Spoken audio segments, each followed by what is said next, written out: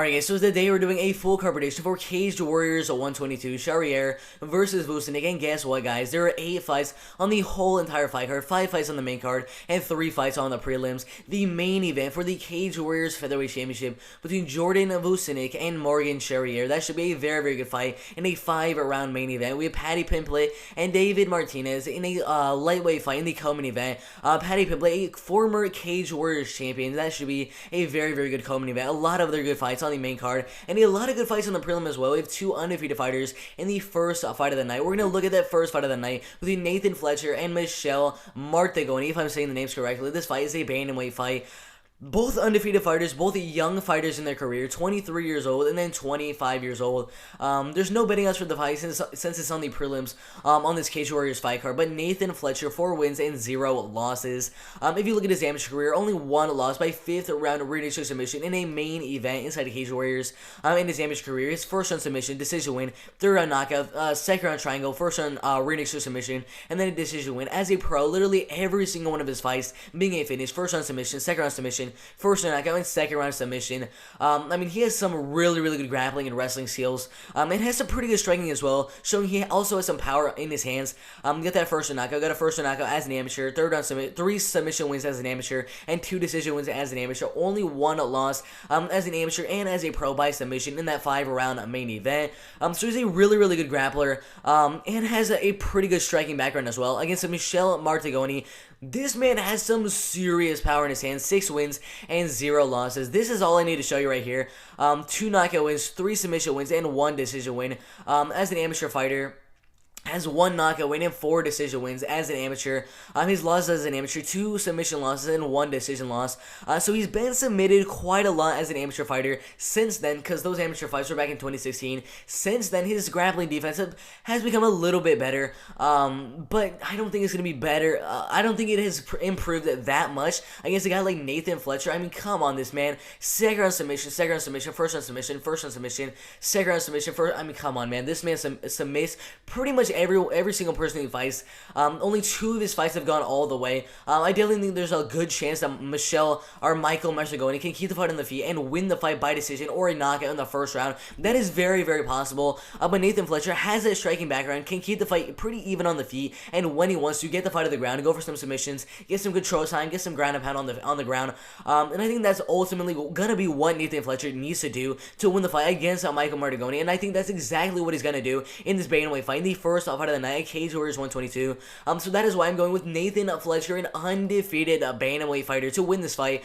Most likely by decision, but maybe, just maybe, he gets a 1st or 2nd round submission in the fight. That is my prediction for the first fight of the night. Nathan Fletcher by decision, 30-27, or a submission in the 1st or 2nd round. In the 2nd fight of the night, I'm gonna say right now, it's probably a really easy prediction. Yassine Belhadj and Tom Mearns. I'm going to say it right now, Yassine Belhadj is going to win the fight. 6 wins and 3 losses. 31 years old. Tom Means on a 4-fight losing streak. Oh, God, that's horrible. Inside of Bellator and Caged Warriors, he has the height disadvantage. He's 5'8" inches tall. Yassine Belhadj, 5'11" inches tall. And Yassine Belhadj, he's so heavy in his fights. He always looks like the bigger fighter. Tom Mearns, is going to look like a much smaller fighter in the fight. Yassine Belhadj, I mean, this is all I really need to show you. Literally everyone is saying he's going to win the fight by knockout. Just look at his career so far. 3 knockout wins, 2 submission wins, and only 1 fight going all the way by decision, and 3 submission losses. So he doesn't have the best submission skills, but his striking is just so good. Let's take a look at Tom Mearns. 6 wins and 6 losses. His wins coming by submission against not the best competition, but he does have 2 submission wins on his record, 2 knockout wins on his record, and 2 decision wins on his record. I think this one's going to be mainly a striking battle. Maybe Tom Means wins one of the rounds, or has some success on the ground in the fight, but overall, Yassine Belhadj is probably going to dominate the fight on the feet and maybe get a 1st or 2nd round knockout. That's my prediction. I'm going to say it's going to be a 1st or 2nd round TKO, or the fight's going to go all the way. And Yassine Belhadj is just going to win the fight by unanimous decision, 30-27 on all judges' scorecards. And then we go to the last fight on the prelims, Nicholas Leblanc and Darren O'Gorman. This fight is a flyweight fight. A very interesting one. Nicholas Leblanc, I'm going to say it right now, he's probably going to win the fight. In my opinion, he's usually the stronger fighter in most of his fights. 5 wins and 3 losses. Coming off a loss in his last fight to Sam Creasy. He's actually a ranked flyweight fighter at 129, the best flyweight fighter in the world. Decision win, first in submission. Let's see, 3 submission wins, 2 decision wins. His losses, all coming by decision. No amateur fights that I know of. Darren O'Gorman. Let's check out how he wins most of his fights. So 6 wins by submission.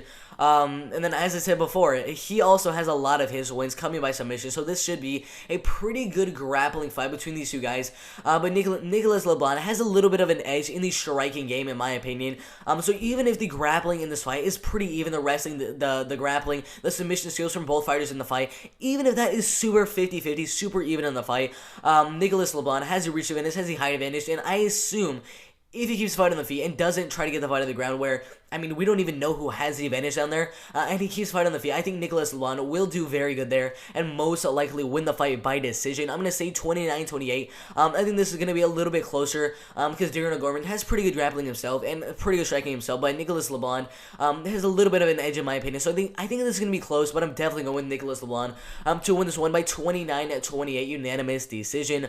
And then we go to the main card, Corus Eaton and Gene Ndoye, if I'm saying the names correctly. This fight is a featherweight fight. Corus Eaton, 10 wins and 3 losses, 5'8" tall. And then we have Gene Ndoye, 8 wins and 2 losses, 33 and a half years old. Not really sure how old Corus Eaton is, but I heard one of my friends tell me that he's around 28 or 29 years old, I'm pretty sure. The tabloid predictions are really, really close. 51% going for Ndoye, mainly by submission, 49% going for Eaton, mainly by decision. I believe we have some betting odds for the fight. So Corin Eaton is actually the favorite in the fight, even though the established predictions are saying that 51% is going for Ndoye to win the fight. If you look at Corin Eaton, 10 wins and 3 losses, knockout win, guillotine choke submission win, first round knockout, second round submission win, decision. I mean, he likes to finish a lot of his fights. 5 submission wins, 4 knockout wins, and 1 decision win. His losses, really spread out. 1 knockout loss, 1 submission loss, and 1 decision loss. No amateur losses, no amateur wins because he has no amateur fights. But if you look at his opponent, Gene Ndoye, very good grappler, 8 wins and 2 losses. Rear naked, arm triangle choke, second round rear naked, third round knockout, second round doctor stoppage. I mean, he also likes to finish a lot of his fights. 4 submission wins, 3 decision wins, or 3 knockout wins, and 1 decision win. His losses are all coming by decision. No amateur losses, no amateur wins. This is actually a really close fight in my opinion for this fight card. Corin Eaton, in my opinion, has a better striking, and Gene Ndoye has a little bit better grappling. It really depends on who can keep the fight where they want it. Gene Ndoye is obviously going to want to keep the fight on the ground, and Corin Eaton is obviously going to want to keep the fight on the feet, but he does have a little bit of a grappling background as well, and could defend on the takedowns and submission from Gene Ndoye on the fight. This is definitely not one I would probably bet on, because the betting odds are pretty close, and minus 200 for Corin Eaton. I wouldn't have him as a 2-1 favorite. I'm definitely going to go with Corin Eaton to win the fight, 29-28 by unanimous decision, but it's definitely not one I would bet on, because Gene Ndoye could surprise us all. Not really surprise us, because we all know he has really good submission skills and grappling. But this is definitely not one I would bet on Corin Eaton in. I might put a small bet on Gene Ndoye just because he could go out there and keep the fight on the ground and possibly get a submission or just control the fight on the ground. And plus 160, I think that might be a good underdog pick for this Cage Warriors 122 fight card. But overall, I'm going to have Corin Eaton winning the fight by a very close 29-28 decision. This is a very close fight in my opinion. I'm definitely not going to put a bet on Corin Eaton in this fight. And then we have Tobias Harrilla and Aiden Steph. In this fight is a lightweight fight. Tobias Harrilla, I'm just going to say it. He's a beast. 8 wins, 1 loss. Tabloid predictions, 84% going for Harrilla, mainly by knockout and decision. If we can see the betting odds for the fight. Am I blind? I don't know if I can see them. I honestly, okay, they're right here, sorry. Minus 138 and then plus 105. So a pretty close fight as well, even though the tapestry predictions are really spread out. Aiden Stephen, 8 wins and 3 losses. Decision win, first round knockout, decision, second round submission, rear naked choke submission, knockout decision, and then a submission. A pretty long amateur career, 7 fights as an amateur fighter. Won most of those fights, so He's really spread out on how he wins his fights. He's a true mixed martial artist in that he doesn't go out there every single time looking for the takedown, looking for the submission every time. He likes to mix it up a bit. 2 knockout wins, 3 submission wins, and 3 decision wins. He's lost as a pro, 2 submission losses, and 1 decision loss. As an amateur, only 1 decision loss. That's his only loss as an amateur fighter. 5 submission wins as an amateur, and 1 decision win as an amateur. His opponent, Tobias Harrilla, 8 wins and 1 loss. You look right here. He's a champion in one of these organizations. I believe a Brave CF champion or a Fight Club Rush champion. First on TKO, first on TKO, first on knockout, second round knockout, and a decision. I mean, man, this dude literally finishes almost every single one of his fights, except for this last fight right here in 2020. I mean, he really loves to finish his fights, and he has so much experience. Look at this amateur career: 18 wins and 5 losses as an amateur fighter. I mean, that is so much experience. So 7 knockout wins and 1 decision win as a professional fighter. His only loss coming by submission. As an amateur, his only losses coming by decision and submission. His wins as an amateur, pretty much all coming by knockout. So, in my opinion, I think this is one of those fights where it's kind of a striker versus grappler fight. Because Aiden Steph, in my opinion, is gonna look to go out there and try to get the fight to the ground and get a submission. Even though I said a little while ago that he's a true mixed martial artist, doesn't really go for the submissions in this fight. I really doubt he's going to want to keep the fight on the feet against Tobias Harrilla, who has really, really good power in his hands. 13 knockouts as an amateur fighter, 7 knockout wins as a professional fighter. I mean, there's no way Aiden Stephan is going to want to keep the fight on the feet, so he's going to be looking to get the fight on the ground, and Tobias Harrilla is going to be looking to keep the fight on the feet. But Tobias Harrilla has that grappling background, has some pretty good takedown defense. I think if the fight goes to the ground, Aiden Stephan will have the advantage, but not the biggest advantage as he would have on the feet. Tobias Harrilla is going to have a humongous advantage on the feet. Aiden Stephan is going to have a very small advantage on the ground. That is why they have him as a very slight favorite in the fight. So I'm probably going to be going with Tobias Harrilla to win the fight, just because the striking, I think he's going to absolutely destroy him in the striking game. The grappling, I think he's going to lose it in the grappling and wrestling background just by a little bit, but just because it's that little, and every now and then he can get the fight back up and land a lot of good shots on the feet. I think that'll be enough for him to win most of the rounds. But this one is another one of those closer fights on the fight card, but I'm going to say Tobias Harrilla, most likely by 30-27 decision, but I can see Aiden Stephan winning one of the rounds, controlling the fight on the ground, and winning or losing the fight by 29-28 decision. But overall, I'm definitely going with Tobias Harrilla to win the fight by decision, either 29-28 or 30-27. And then we have Brian Ballon and Liam Gittins. This fight is a bantamweight fight. This is another close fight right here. 85% going for Gittins. Let me see the betting odds for this one. If I can find it. So minus 135 for Liam Gittins and plus 105 for Brian Ballon. So a pretty close fight on these betting odds. Gittins getting 85% of the vote. That is crazy. But if you look at Liam Gittins, you kind of understand why he's getting that much of the vote. 4 knockout wins, 1 submission win, and 1 decision win. His only loss coming by decision. As an amateur, his only 2 losses coming by decision, and then has 6 submission wins as an amateur fighter, and then 5 decision wins. Again, he likes to finish most of his fights as a pro by knockout, but as an amateur, he showed that he likes to finish most of his fights by submission. I think when he was doing that amateur career, he was kind of trying to build up those submission skills, build up the jiu-jitsu and the wrestling background in those amateur fights, and then once he became a pro, do what he really does best, which is the striking. But I mean, even in the amateur career, it shows you that even though he has that amazing striking with those 4 knockouts as a professional fighter, he can always rely on those submission skills and the wrestling defense and his Brazilian jiu-jitsu to get the work done on the ground. And I mean, the amazing striking and that amazing grappling could be a force to be reckoned with in this Cage Warriors roster. But Brian Ballon is not one guy that you would probably bet against, because this dude is also a very, very good fighter. 4 knockout wins, 5 decision wins. His losses are really spread out. As an amateur, only 1 loss by decision. And then no wins as an amateur, which is really interesting.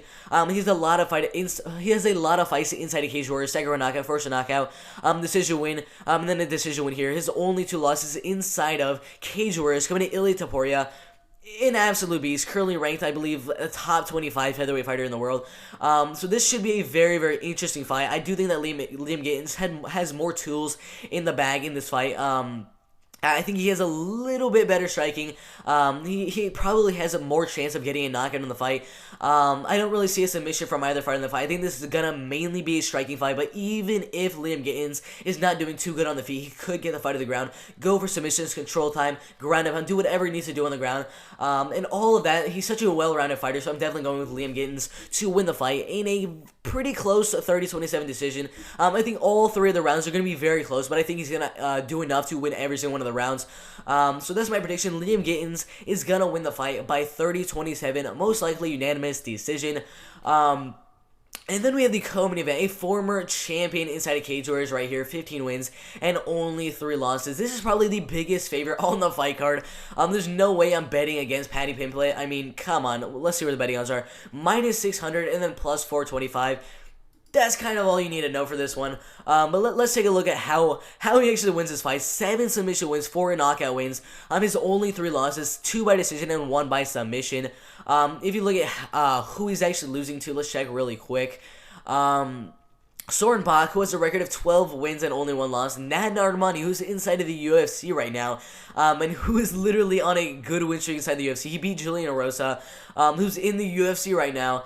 His only other loss to Cameron Elsay, who I believe had some fights inside the UFC. No, I was wrong, sorry. He didn't have any fights inside the UFC, but those other 2 guys, he beat Julian Erosa, fought a guy that was inside the UFC, fought Soren Bach, who has an amazing record, grappled Stevie Ray. I mean, this dude's an absolute beast. There's no way I'm betting against Paddy Pimblett. I don't really even need to look at Davide Martinez because, I mean, he's an okay fighter. He likes to finish some of his fights by knockout. 3 knockout wins, 5 decision wins. His losses by knockout and submission. I mean, come on. How can you bet against Paddy Pimblett? Paddy's just going to go out there and, in my opinion, dominate. This could possibly be a 30-26 on the judges' scorecards. He's actually the younger fighter in the fight. Actually has more experience, more amateur experience, more pro MMA experience, and this pretty much sums it up right here. I'm just going to say first or second round finish for Paddy Pimblett to win the fight and maybe get a title shot next in the lightweight division. I don't know who the lightweight champion is right now, but he'll probably get a title shot after this win, or maybe have one more fight, most likely win that fight, and get a title shot after that. And then we have the main event. So we have Morgan Charriere and Jordan Vucenic. This fight is a featherweight fight for the Cage Warriors Featherweight Championship. This one is very interesting because it's pretty close. Out of 107 votes, 55% going for Charriere, mainly by knockout and decision. You guys can see right there, none of these votes are saying that either fighter is going to get a submission in the fight. That is pretty much what I was thinking. There's no way this fight is really going to go to the ground. Both fighters have really good kickboxing, really good boxing, really good Muay Thai. They're going to keep the fight on the feet. The betting odds for the fight, I believe it's 2-1. Minus 220 for Morgan Charriere, and then plus 180 for Jordan Vucenic. So a pretty close fight for this main event for Cage Warriors 122. And if you look at the challenger, 25 and a half years old, and then Morgan Charriere is also 25 and a half years old. A little height advantage there for Jordan Vucenic. 7 wins and only 1 loss. That only 1 loss coming to Luke Ord by decision at the beginning of his career in 2018 as an amateur fighter. Second round submission, decision, first and head kick KO, first knockout. So he's finishing most of his amateur fights as a pro. Second round submission, decision win, lost 1. First round knockout, third round knockout, decision win.